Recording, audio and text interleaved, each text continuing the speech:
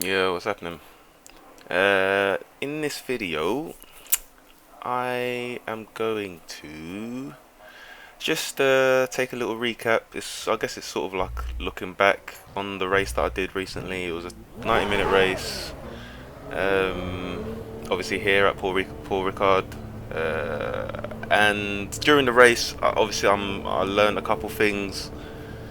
It was only like a just sort of like a friendly event. It's nothing. There's no championships. There was no sort of winning prizes and all that sort of stuff. It was just a race department event, which we do because it's just fun to sometimes just race these cars and not have to worry or not worry, just stress about heavy competition. But anyway, so after the race, there was a few things that I learned about the car and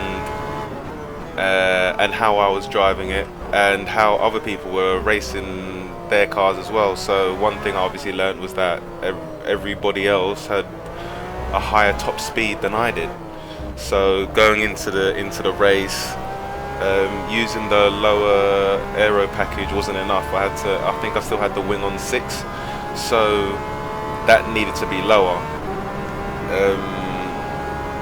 Also, I think my tyre strategy was pretty much what everybody did. They all went on softs for 45 minutes and then did a tyre change as well, so that was good. Also, the way I was driving was a little bit too erratic, especially at the beginning of the race. I definitely wasn't in the flow. And the people that I was racing up against, I was in the top. I qualified second, but I think from the first lap I was quite far down. No, not far down, but I mean I dropped about two or three spots, something like that. But I got back up to third. But the second place guy was just, his straight line speed was just too much, and even though our pace was kind of similar over a lap, he would pull away on the straights by like a good 3-4 attempts, but then I would kind of catch up a bit everywhere else. But eventually his straight line speed was just pulling him away. Basically, I wasn't consistent enough on the rest of the track to keep up with him, so there was that. My times as well, my best time when I started the race, it took me a couple of laps to get through traffic, so I had some clear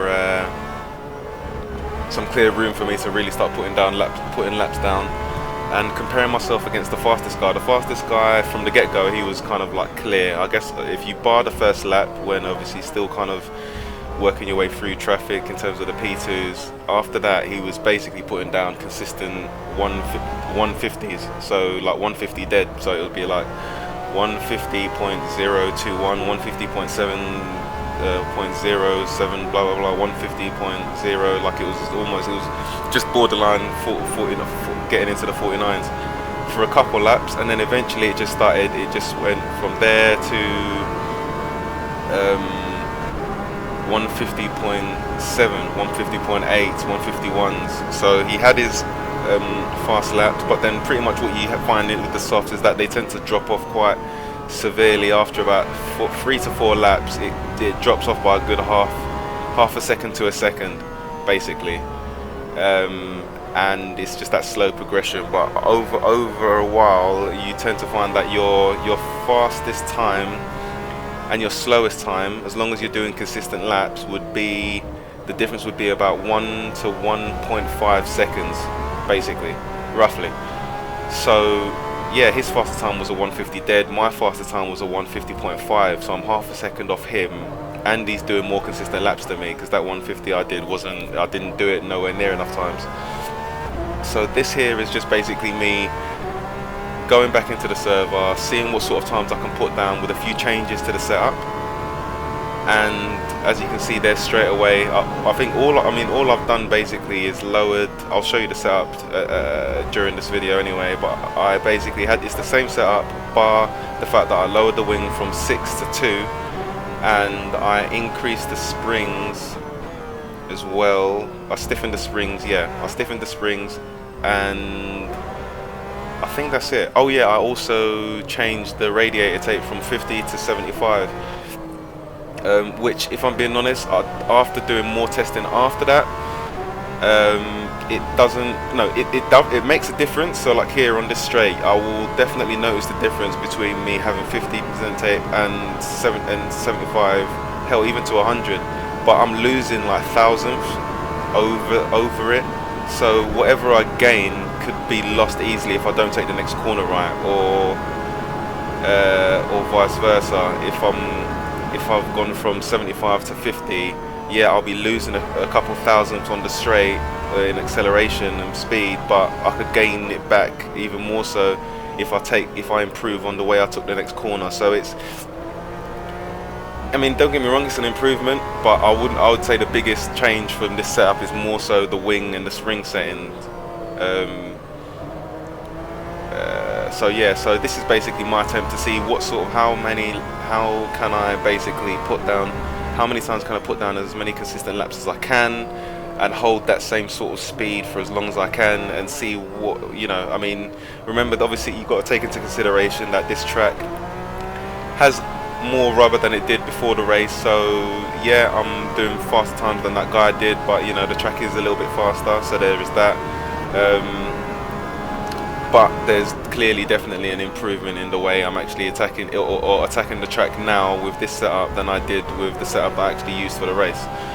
So you can see now I've done two 49.9s on the dot pretty much, and the car does feel, it feels, don't get me wrong, it does feel a little bit more unstable in terms of when I'm going, especially into the faster corners. But the other thing, like I said about my erratic driving, my steering inputs were a little bit too erratic while racing, probably because I could get away with it with a higher wing, but with a lower wing I can't do that, I can't afford to do that. I've got to be more precise, I can't be as sudden, I've got to be more smooth with it basically. And as you can see, I'm consistently reaping benefits of that. Not over, as you can see, I've got the tyres in the bottom right corner there as well, so I'm not overtly overheating the tyres in these fast corners, which is where I mainly worry about them. Like, so it was that last corner there and this corner here are probably the biggest dangers, and the next right as well. But you can see the temperatures aren't too bad. I mean, they're pretty good. Also showing the tyres in the bottom right, it kind of shows how I try to figure out the cambers of the car. So I mean, don't get me wrong, I'm no guru when it comes to like making setups, but I kind of know a few things and notice a few things. So when I've made a setup, I'll then put this screen on. It's obviously very basic, it's not really in numbers, but I'll put this screen on and I'll record maybe 3-4 laps, you know, 2-3 laps, like with what do I use, shadow play, and yeah, I'll record with shadow play, and then I'll stop, and then I'll look back on the video and I'll see the behavior of the tires as I'm going through them. So you'll notice now, whenever I'm going around certain corners, the tires all generate, it's like it all sort of molds into one color, like, which is this sort of like I don't know what it is, pinkish purplish type color. So going around the corner, it's like I can see the tire flattening out and the heat spreading over the entire tire. So if there was a problem with inflation in terms of tire pressures, it would help. I would notice it, because if it's under deflated, then the middle part of the tires will be a different color to the rest of the tires, and if it's over inflated, again, the middle part will be slightly different. So I know, look out for that. And then also with the cambers, if I find that when I'm going around the corner, the outside edge of a certain tire is getting way too hot, then I'll think, okay, I've got too much camber. If the outside tire isn't getting hot at all, as in it's still staying blue, then I'll think, okay, then there's not enough camber. So you know, it's pretty basic in terms of like, it's just visual. I'm not really dealing with like accurate numbers, but I'm trying to see that there's a sort of even spread of the heat going through the tire basically. So there's that. So at the moment I've basically now got 149 dead, 149.9, 149.9, and then what was the last one, 150, 150.3, or yeah, 150.3. This one 150.5. So you can see now, obviously the first 2 laps, very 49s, and now I'm in the 50s, still within half a second of the time. But I'm starting to see the time slowly drop off, which is again what you'd notice in the with these sort of cars anyway. I mean with these cars and the tyres and the softs.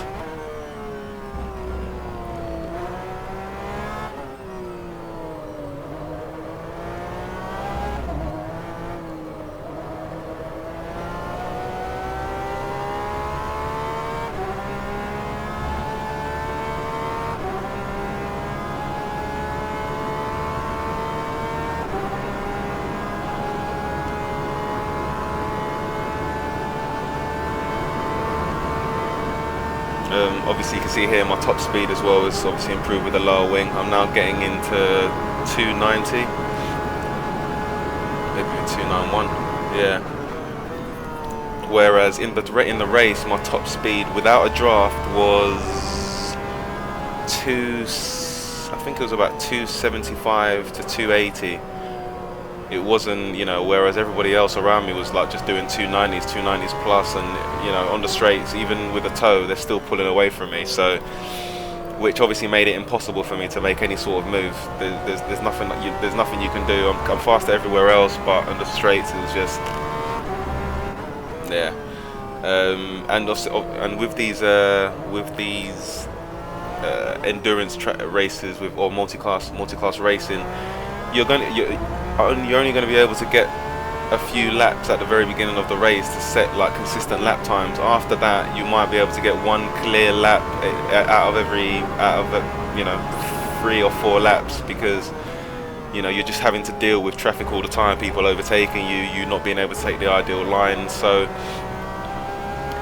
yeah, but being able to compare these first 5 to 6 laps now just in a row, as if like I would be in a real race, because there won't be any traffic unless have some back markers or whatever. It shows that if I was going into this race with this setup, I would definitely be a lot more competitive than I would be with the setup that I race. But again, that's one thing I like about these races, not just with RD anywhere. Like you're always learning more about the cars that you're driving. So. And it's all stuff that you put away for when you're actually doing proper serious race events. So now I've got more information as to the radiator tape. I don't think it's that big of a deal, even though in this one I did go to 75. Don't really have to. I could easily do it to 50, not really losing much, especially if it's not going to risk the car being damaged over a longer stint, whether it be 2, 3, 4 hours, maybe 6 hours, 10 out of 12 hours, whatever it is. Top end speed, wing 2 with the lower aero package with this track is doable. Got to be more careful, but it's doable. Fuel wise as well, I'm using a little bit less fuel actually in this one, maybe because of lower drag, I don't know, but I'm using slightly less. But yeah, it was a fun event. Really glad that I did do it. But yeah, quite a few. I'd say most people that was racing in it were pretty respectful of everybody else and not trying to overly. It was weird not trying to like force the issue. They're in the P2 cars. I'm not trying to force the issue of like getting past cars. I'd probably say maybe I had one scenario with a P2 car that I thought was being maybe a little bit too forceful, but other than that, everybody else was pretty cool. Same thing with GTEs, like lapping them. Maybe even some people were maybe a bit too careful actually with the P2s, maybe a bit too generous in not trying to overtake. But hey, we're all here to learn, and it was still a fun event. But yeah, obviously if you watched it, you'd know that I got a slow down. I cut the track 3 times, which is basically how they set up the server. If you cut the track 3 times, you will get a drive-through penalty. I don't know if it's a drive-through or stop and go, one of those. And fair play. I guess unfortunately with my one, I did get, I think 1 or 2 of the ones that I did get them with, I think it was definitely one of them, was it was unfortunate because I did get into an incident, and getting back onto the track, I wasn't actually, because this track is so, you know, it's so weird, like it's so open. I didn't actually know where I was on the track, so trying to get back onto the track, I ended up, I think, cutting a corner. But then obviously it gave me a cut track, so you know, when I eventually did, you know, overstep the track limits, I did get a slowdown. So I thought that was a little bit harsh, but hey, you know, that stuff happens. Not really too fussed about it. But yeah, coming into the pits now. I mean, obviously, as you guys have noticed, I mean, when I was recording this video, my mic wasn't working properly, so I'm now just talking over what I've seen, which is probably better because I've done a little bit more testing since then, and discovered a few more bits and pieces that I didn't realise while I was recording this. So yeah, you can see there my lap times pretty much within a second of each other, coming down to the last one. I think obviously if it kept on going, you'd then eventually see that go into the 151, but low 151s, and I think I'll be able to maintain low 151s on a clear lap, you know, when I did get that chance. So now I will then just, you know, I like to go back to the better laps that I did, that I did previously earlier on in this stint, and then just look at them with whether it be in this cam here, TV cam, or this cam which I'm gonna go to now, the swingman cam, just to sort of look at my lines and see if there was like huge variations in the way I was taking it, how much time I may have lost, because even with those, like these, with this lap time here coming through now, so this 49, these laps felt good. They felt good, but there was definitely room for improvement. They weren't perfect laps by any stretch of the imagination. This is a very interesting first couple corners on this track. I found this is probably the hardest part of the track, to be honest. It's really cool though. When you nail it, it feels amazing, but it is quite difficult to pull, especially with the curbs. The curbs are quite aggressively high, so there is a way of attacking them where it doesn't completely unsettle the car, but you can attack them too hard and it will unsettle the car quite a lot. This corner is the hardest part for me, because the way my car's set up, if I lift off, there's a lot of lift off understeer, so but I can't go full throttle, get on the throttle around that corner, because the car likes to oversteer and spin out, so it can be a little bit awkward. But yeah, so I'll just look back at this now and see exactly what it is, you know, area view of what it is that I was doing well and could improve on. See there, 290 top speed. Just about stayed in track limits there, but I would have lost a little bit of time there, aggressively taking that curve. That part weren't too bad. That was actually pretty decent.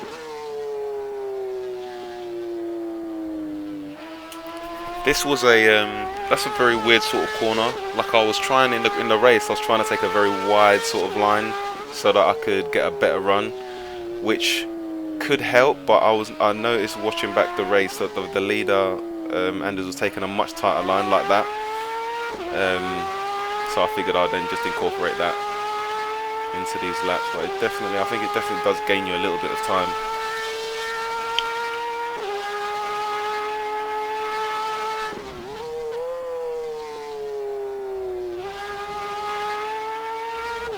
Now that was better than the first attempt. Aggressively attacking the curves, well, not so much that the car's spazzing out.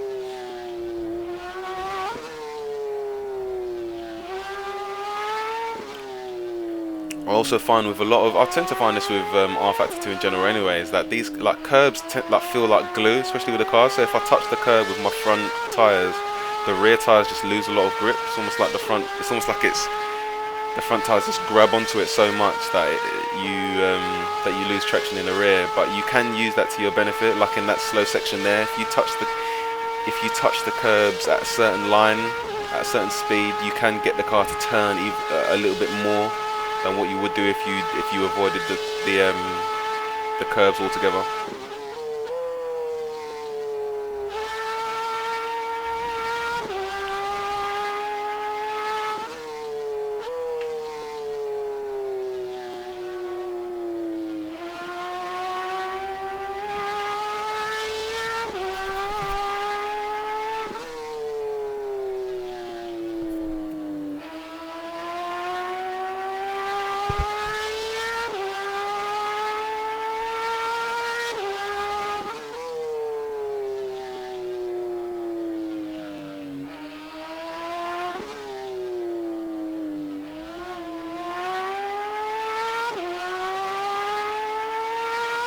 also I forgot to mention, so you saw there the temps of the oil went roughly, I think, because this was 75% take, so the oil, from what I remember, was about 108. I think it got up to that sort of temperature, and the water got to like 95. But you know, like I said, the car felt fine. Didn't feel like I was losing anything. But I guess from what I've learned, it could probably, it may cost you in the long run, but in a 45-minute race or an hour race, I think it doesn't hurt to, I guess. But you never know. We'll see. I mean, I've only tested this for, what was it, 7 or 8 laps. Maybe on the 20th lap, your car just explodes. So who knows? But yeah, just take note with that. But yeah, if I was probably doing this race again, I'd probably go back to, I mean, I would probably do 75, to be honest. I mean, like I said, it's a friendly race, and to be fair, 75 felt okay, I guess. Like, it didn't feel too bad. But if you want, you're not really. You could then go down to 50% tape, and then the tapes will be 91 for the water and 102. I think 101, 102 for the oil. So, in fact, yeah, I'll probably go with that actually. Like for an extra few thousandths on straights and exits, I wouldn't exactly say it's hugely worth it, but yeah.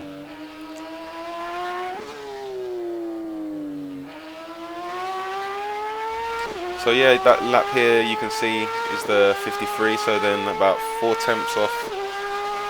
4 tenths what I did my best time. So I think this is where I stop it.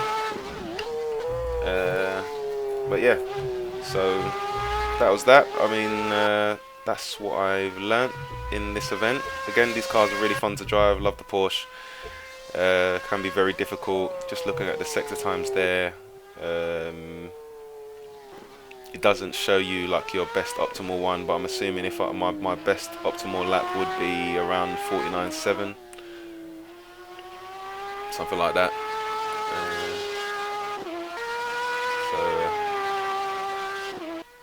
So yeah, also take note there, you can see the 25-degree temperatures, track temp, ambient temp.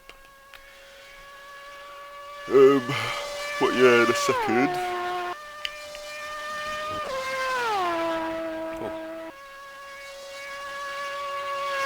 Also, I think this is average speeds of the lap, I guess. Yeah, maybe.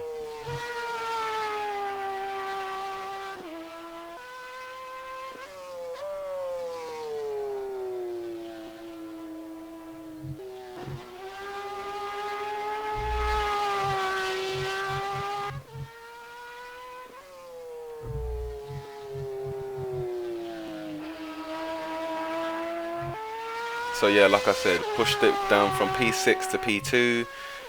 Preload stayed the same. I pushed, like I said, I changed the radiator tape from 50 to 75. It was on qualification for the race as well. It just uses up more fuel from what I've seen. Unless it's gonna be a race where you could get away with not doing a stop, and you will have to do a stop. You might as well do it, from what I've been told. But yeah, and then what else? 70. Yeah, so like I said, 75% there tape, and then yeah, I stiffen up the springs, the front springs, to take away some of the grip that would be added to it when I lower the wing, and everything else is basically the same. I didn't change anything else for the actual setup. So just looking at the one that I actually used, yeah, there you go. It was 50 tape, but it says race there, but I did change it last minute to qualifying.